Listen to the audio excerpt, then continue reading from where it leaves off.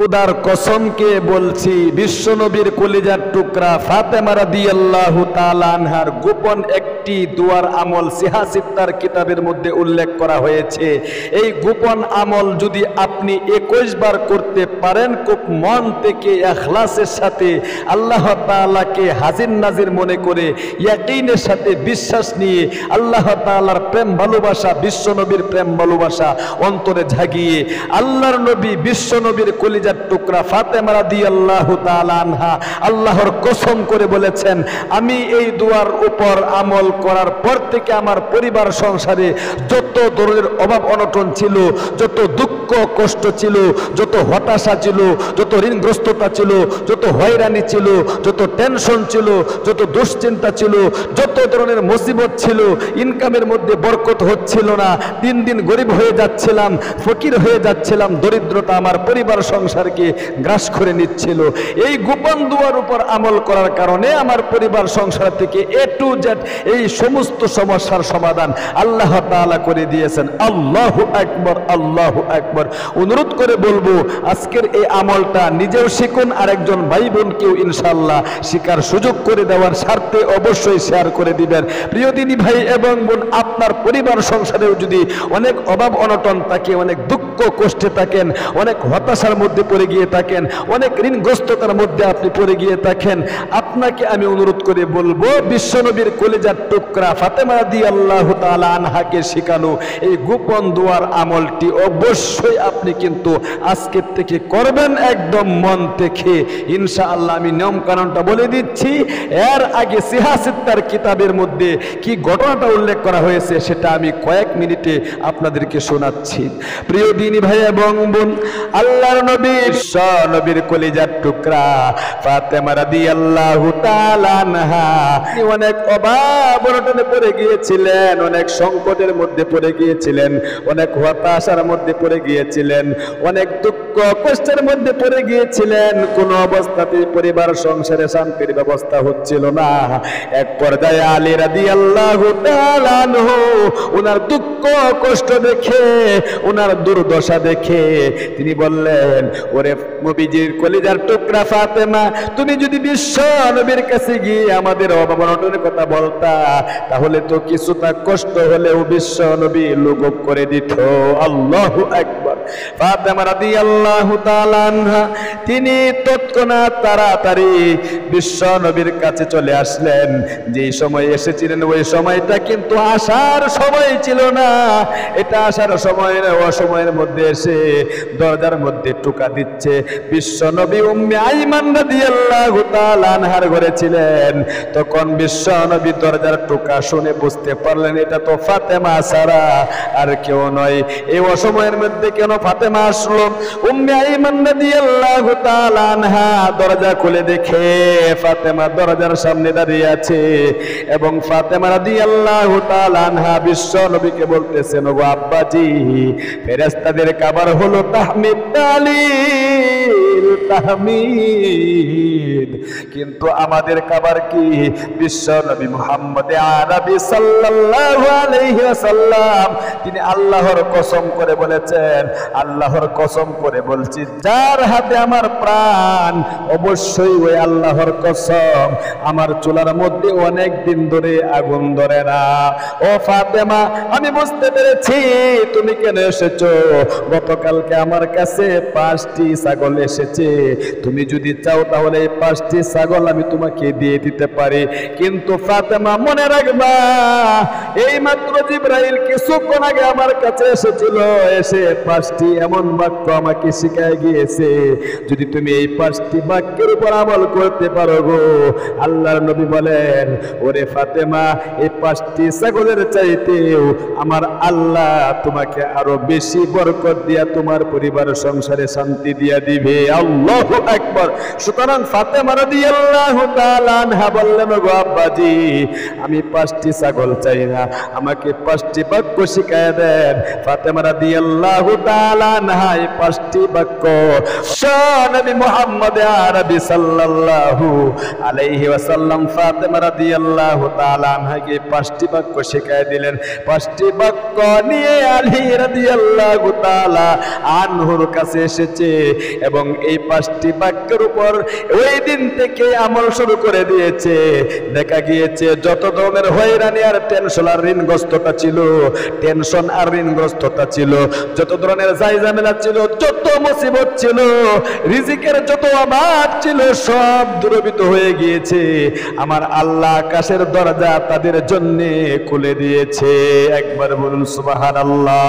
এই জন্য প্রিয় দিনী ভাই এবং বোন, আসুন আমি নাম কারণটা বলে দিচ্ছি। যদি অনেক অভাব অনটনে থাকেন, অনেক কষ্টে থাকেন, জ্বালা যন্ত্রণার মধ্যে থাকেন, দিন দিন আপনি দুর্বল হয়ে যাচ্ছেন, আপনার পরিবার সংসারে কোনো অবস্থাতে শান্তির ব্যবস্থা হচ্ছে না, ফাতেমা রাদিয়াল্লাহু তাআলা আনহাকে বিশ্ব নবীর শেখানো যে দোয়াটা সিহা সিত্তার কিতাবে উল্লেখ করা হয়েছে, এই গোপন দোয়াটার উপর আপনি আজকের থেকে আমল করেন।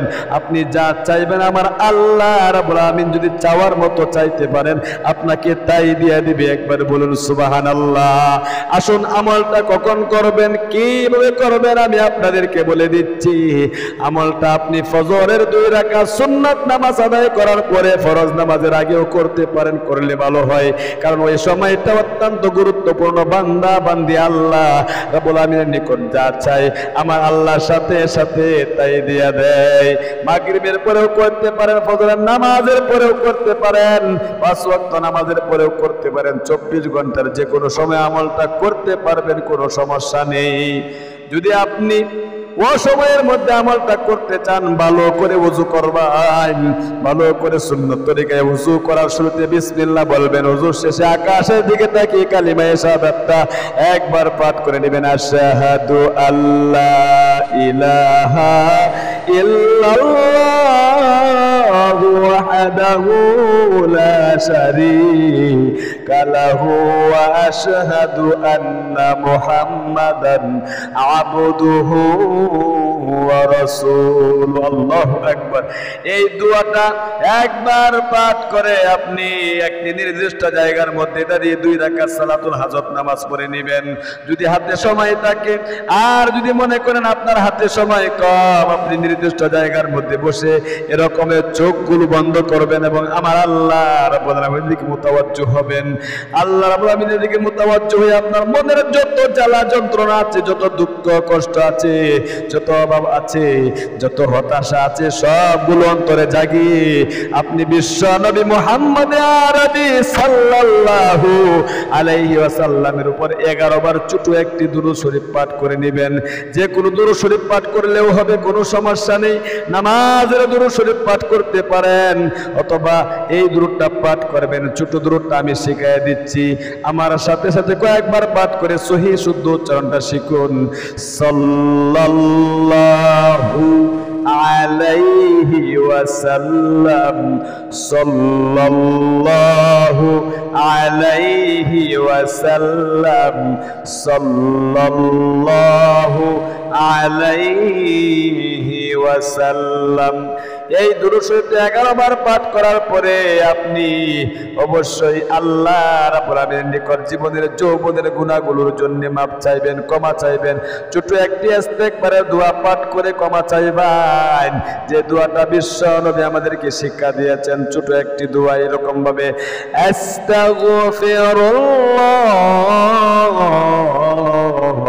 আস্তাগফিরুল্লাহ আস্তাগফিরুল্লাহ। এই দোয়াটা 3 বার পাঠ করে এরপরে বিশ্ব নবীর শিখানো তার কলিজার টুকরা ফাতেমা রাদিয়াল্লাহু তাআলা আনহাকে যে দোয়াটা সিহা সিত্তার কিতাবের মধ্যে উল্লেখ করা হয়েছে, এই দোয়াটা আপনি 21 বার পাঠ করবেন একদম মন থেকে। মনের মধ্যে যে সমস্ত দুঃখ কষ্ট আছে, আগেই বলছে এগুলো জাগাতে হবে। এরকম আপনি 21 বার পাঠ করবেন। এরকম একটা তাসবিহ হাতে নিয়ে অথবা আঙ্গুলের কোরের মধ্যেও গনে গনেও পড়তে পারেন, কোনো সমস্যা নেই। এরকম ভাবে ইয়া আউয়ালাল আউয়ালিন। বলতে হবে, সহি শুদ্ধ উচ্চারণ না শিখলে কিন্তু আমল কবুল হয় না। এজন্য আগে সহি শুদ্ধ উচ্চারণটা শিখুন, এরপরে নিজে নিজে একাকিত্বভাবে নির্জনে বসে চুপি চুপি আমলটা করবেন ইনশাআল্লাহ। ইয়া আউয়ালাল আউয়ালিন ইয়া আখিরাল আখিরিন ইয়া কুওয়াতাল মাতিন ইয়া রাহিমাল মাসাকিন ইয়া আরহামুর রাহিমিন। আবার পাঠ করুন, ইয়া আউয়ালাল আউয়ালিন ইয়া আখিরাল আখিরিন ইয়া কুওয়াতাল মাতিন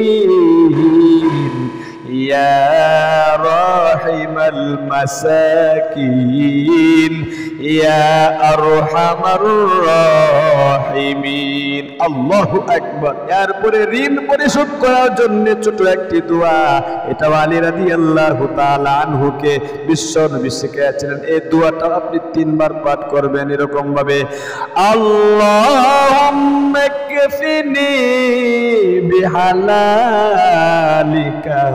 আন হারামিকা ওয়া আগনিনি বিফাদলিকা আম্মান সিওয়াক। আবার পাঠ করুন একবার, আল্লাহুম্মা কফিনি বিহালালিকা আন হারামিকা ওয়া আগনিনি বিফাদলিকা আম্মান সিওয়াক। এরপরে সর্বশেষে সেই দুরূদ শরীফটা আবার 11 বার পাঠ করে নেবেন এরকম ভাবে, সাল্লাল্লাহু আলাইহি ওয়াসাল্লাম সাল্লাল্লাহু আলাইহি ওয়াসাল্লাম সাল্লাল্লাহু আলাইহি ওয়াসাল্লাম। একদম মনোযোগ দিয়া খুশুখুজুর সাথে একটা মোনাজাত দিতে হবে, যে মোনাজাতটা করলে সাথে সাথে আপনার আমল কবুল হবে এরকম ভাবে, আলহামদুলিল্লাহি রাব্বিল আলামিন ওয়াসসালাতু ওয়াসসালামু আলা সাইয়্যিদিল আমবিয়াই ওয়াল মুরসালিন ওয়া আলা আলিহি ওয়া আসহাবিহি আজমাইন। আল্লাহ তুমি দেখো, নজর করে আমি তোমার গুনাহগার বান্দা, জীবনে অনেক অন্যায় করেছি, পাপ করেছি, জীবনের যৌবন নষ্ট হয়ে গিয়েছে গুনাহ করতে করতে, মাথা থেকে নিয়ে পা পর্যন্ত সমস্ত শরীরে গুনাহে জর্জরিত। কবিরা সগীরা জাহেরি বাতিনি প্রকাশ্য প্রকাশ্য জিনা বিচার পরকিয়া সহ যত ধরনের গুনাহ রয়েছে মাওলা, জীবনের যৌবনের গুনাহগুলো ধুয়ে মুছে সাফ করে আমাকে নিষ্পাপ করে দাও। 2 নম্বরে বলুন, আল্লাহ পরিবার সংসার নিয়ে অনেক অভাবনা আছি, অনেক দুঃখ কষ্টে আছি, অনেক হতাশার মধ্যে আছি, অনেক গ্রস্ততার মধ্যে আছি, অনেক হয়রানিতে আছি, অনেক টেনশনের মধ্যে আছি। আল্লাহ গো, দিন দিন গরিব হয়ে যাচ্ছি, ফকির হয়ে যাচ্ছি, উন্নতি পাচ্ছি না। ইনকাম ঠিকই করছি, নিজেও ইনকাম করছি, ছেলে মেয়েও ইনকাম করছে, ইনকামের মধ্যে কোনো ধরনের বরকত পাচ্ছি না। একদিক দিয়ে ইনকাম করি, অন্য দিক দিয়ে টাকা পয়সা শেষ হয়ে যায়। মাসের শুরুতে ঋণ, মাসের মাঝখানে ঋণ, মাস শেষ হলে টাকা আসে, আবার টাকা পয়সা শেষ হয়ে যায়। এমন জটিল এবং কঠিন মুসিবতের মধ্যে পড়ে রয়েছি। আল্লাহ গো, তোমার নবীজির শেখানো, তোমার বিশ্ব নবীর শেখানো, তার কলিজার টুকরা ফাতেমা রাদিয়াল্লাহু তাআলা আনহাকে যে গোপন দোয়াটির উপর আমল করেছি, ফাতেমা রাদিয়াল্লাহু তাআলা আনহার পরিবার সংসার থেকে যেরকম ভাবে অবনতন দূরীভূত করে দিয়ে ইনকামের মধ্যে বরকত দিয়েছিলা, আমাদের পরিবার সংসার থেকে অবনতন দূরীভূত করে দিয়ে ইনকামের মধ্যে বরকত দিয়া ভরপুর করে দাও। বলবেন, যাদের চাকরি হচ্ছে না আল্লাহ একটা চাকরি ব্যবস্থা করে দাও। যাদের প্রমোশন হচ্ছে না, প্রমোশনের জন্য বলবেন আল্লাহ প্রমোশনের ব্যবস্থা করে দাও। স্বামী স্ত্রীর নির মোহাব্বত ভালোবাসা না থাকলে বলতে হবে, অনেকে বলে হুজুর সন্তানবদ্ধ হয়ে গিয়েছে, সন্তানকে বাধ্য করার জন্য আপনি আমলটা করেন। অনেক কার্যকারিতা, শক্তিশালী আমল, কিন্তু এটা যে কোনো সমস্যার জন্য আপনি আমলটা করতে পারেন, কোনো সমস্যা নেই।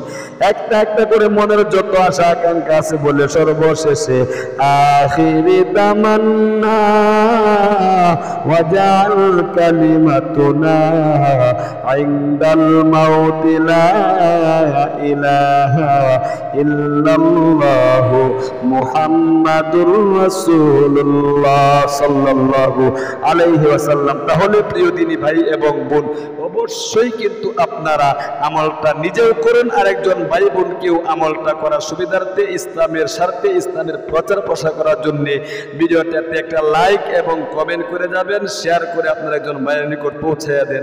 আজ এই পর্যন্তই। আপনি যদি আমাদের ইসলামিক চ্যানেল থেকে এরকম আর গুরুত্বপূর্ণ ভিডিও দেখতে চান, চ্যানেলটাকে সাবস্ক্রাইব করে পাশে থাকা বেল আইকনটা অন করে রাখবেন। দেখা হবে অন্য কোনো ভিডিওতে। সেই পর্যন্ত আপনারা সকলেই ভালো থাকেন, সুস্থ থাকেন। আসসালামু আলাইকুম ওয়া রাহমাতুল্লাহি ওয়া বারাকাতুহু।